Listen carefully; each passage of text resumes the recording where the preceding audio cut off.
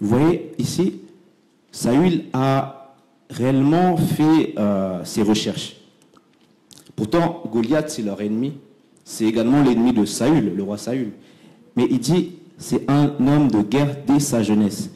Ça veut dire que parfois, lorsque tu n'es pas totalement changé par l'esprit, lorsque ton cœur est encore un cœur de pierre, tu vas savoir comment l'ennemi agit. Tu vas connaître l'historique de ton ennemi. Tu vas connaître les statistiques qui montrent que les Noirs échouent. Tu vas connaître les statistiques qui montrent que les femmes ne sont mal payées. Tu vas connaître les statistiques qui montrent que telle chose est en ta défaveur.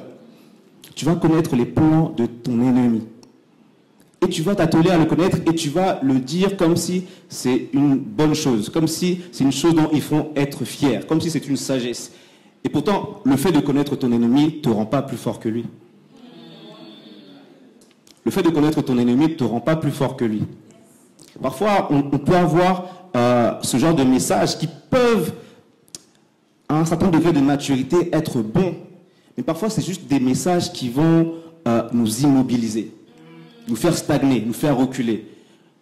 Parce qu'il y a tel esprit, il y a tel démon qui agit ici. Si tu portes cela, le démon va rentrer. Si tu vas là-bas, le démon va te toucher.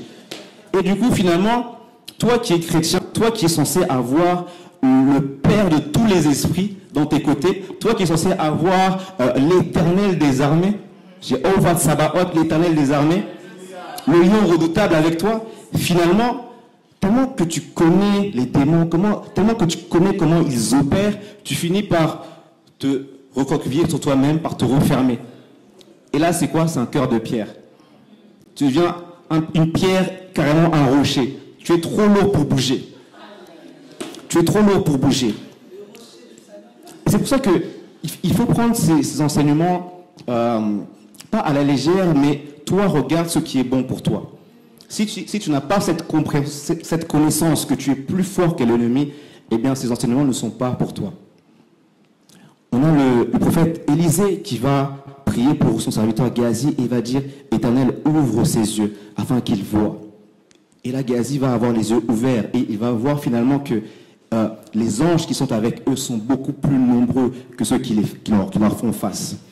Parfois, il y a juste une révélation qui te manque. Et cette révélation, encore une fois, c'est pas le prophète Élisée, c'est Dieu, c'est l'Esprit.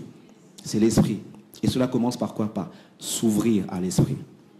Par s'ouvrir à l'Esprit.